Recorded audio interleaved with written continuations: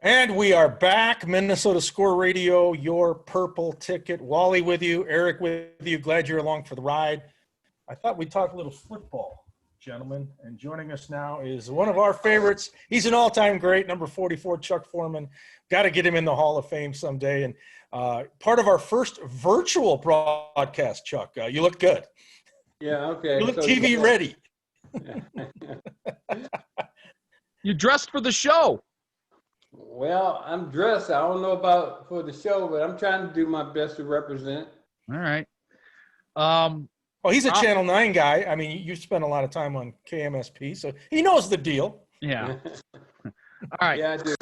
So let's get right to the crux of the matter here. Your Minnesota Vikings, and I say your because I have disowned them at this point. Okay. 1-5. They give away. How do you pronounce his last name? Yannick Ngakoue. Yannick Ngakoue. So they give him away to Baltimore. So have they raised the white flag on 2020? I think so. I think it's like they traded him because they needed him, and then not only that, then we got then Hunter's going to be out. So if he's out, and then the defensive back's out. You know, plus we need help anyway. The offensive line needs to be fixed for the last 10 years. What do you expect? No, Chuck. I think that they're running up the white flag.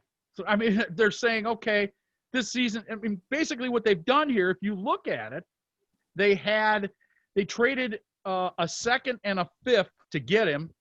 Now they're getting a third and a fifth back. To me, that's well. They took a step backwards. They borrowed him for a couple of games. Doesn't add up. No. Well, it doesn't add up, but it's only one draft choice down. Yeah, but what they get out of the deal? I suppose. I mean, when you break it down, they didn't. I thought they were expecting more out of him. I think. Well, and when they got him, got a whole lot more from Everson Griffin. And Chuck, when they got him right before the start of the regular season, I looked at his numbers. 35, 38 sacks, a bunch of forced fumbles, and he left a very good defense in Jacksonville. I thought he would complement Danielle Hunter where they couldn't run away from Hunter, but then we find out as Hunter was injured a lot more seriously than the Vikings told us. That was a big smokescreen. So now Ngakoue's gone. But I want to ask you about Dalvin Cook. I know you love him. He's electric. He's incredible, but he can't stay on the field. Are you concerned about durability? No. It is what it is. I mean, you got the best back in the league. You use him, and you just hope that he stays healthy. And the good thing is they got a bye week, and he's only missed one game. So see what happens when he comes back. But when he's on the field, he's the best there is. And he's the best there is without an offensive line. And I think about that for a minute. That's saying a lot. Yeah. Well, I mean, as you pointed out, Chuck, they've had offensive line problems for years now. This is nothing new. And they've had an opportunity to upgrade it, but they spent all their money on Kirk Cousins, which I was totally against 3 years ago when they did this. I said, keep your guy. Keep Case Keenum. He brought you to the NFC Championship game, and you threw him out like yesterday's rubbish. I mean, they certainly did. Well, they did. They ran him out for the reason to bring in Kirk Cousins. They felt like Kirk. I said from the beginning this was a mistake. You knew it. You heard from all your friends in D.C. They told you that Kirk Cousins was never able to win the big games, wasn't able to bring him to the next level. And so now this is where they're at. Never able to play under pressure. Well, yeah. Has he been able to play? I mean, he's made some plays, and I've said this all along too. He makes throws, but he doesn't make plays. Okay, with Kurt, and he's a nice guy, but here's what I'm saying. With him, if you have everything in place, offensive line, running backs, wide receiver, you're giving him the time, he's really, really good. The only problem about that is that only happens about 15% of the time. So you got 85% of the time he's not really good. Yep. And I'm going to give you an example. So if what you're you going to just get a said. guy like that, you just can't bring him in. You have to surround him with all the other parts to make him the player that he can be when he's got the time to perform. And in this game now, in today's game, with so many great athletes playing, you got faster, bigger, stronger. You know, the day of the drop back pass is pretty much over. Well, and Chuck, to your point, I was watching Kansas City and Buffalo on Monday afternoon, and Mike Remmers, who used to be here in Minnesota on this average at best offensive line, and now he's in Kansas City, and he's starting, and Troy Aikman, Joe Buck were talking about the good job he was doing, but he's blocking for Patrick Mahomes. He doesn't have to be Ron Yeri. All he has to do is do his job. With Kirk Cousins, you got to be Ron Yeri, don't you?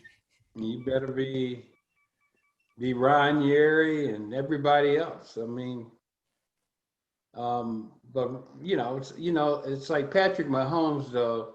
If you're an offensive lineman, you're going to be stepping up your game a little bit more, maybe unconsciously, but hey, I got to keep this guy. Otherwise, I'm definitely out of here.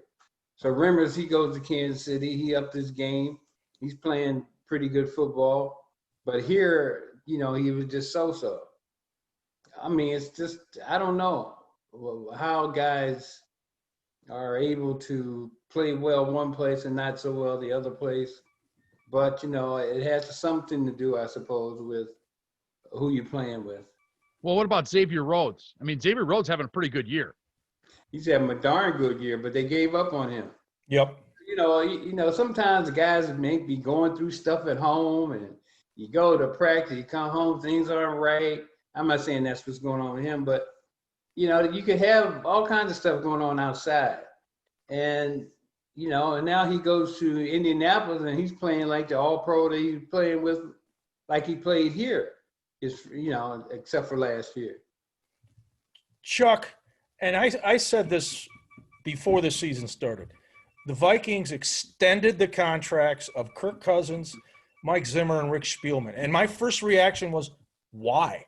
Why do you feel the need to do that? And now, if they want to make a move on, say, Cousins, they're hamstrung even more with the cap, let alone having to pay off Zimmer or Spielman if they were to make a move. Well, unless some things change drastically, we're going to be in for a long year and a long couple of years probably. Because I don't see Cousins being a major factor in an improvement of the team. And I don't see, I don't see any moves that are really that exciting coming around. Well, so do you see them? I mean, let's throw the Trevor Lawrence thing out because the Jets are going to lose more football games than everybody else combined. But do you see them trying to find a quarterback? I mean, do you see them trying to find a young quarterback now? Is that going to be the goal in this draft? Well, I think they need to find somebody that's got a real big upside. And they need to find a quarterback that's athletic and that can move. Yeah. The day of those guys, like you got Rivers in Indianapolis, I mean, his game is kind of sliding a little bit, but those types of quarterbacks, they need so much more time to be effective. And you ain't getting that time anymore, not in today's game. Not the way these guys are playing, how big and fast and strong they are. You got that quick release, you might be able to get away with it, but other than that, you need an athletic quarterback. And before we wrap it up, I will say this, Chuck, tell me if you agree. Another area where the Vikings have failed is the backup quarterback position.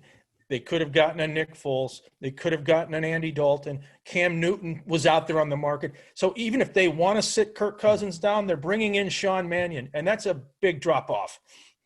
Yeah, well, I'll let you say that, but who's Sean Mannion? Well, nobody knows. I'm just joking, but no. He might come in and who knows, and might set it on fire. It's a possibility, but. Oh, come on. Hey, I'm just trying to give him a little positive reinforcement. Okay. That's all I'm just saying, but they got themselves in a pickle, and yeah, It's going to be a long season.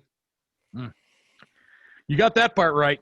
It's going to be a long year. And I think you're right, too. I think it's going to be a long couple of years.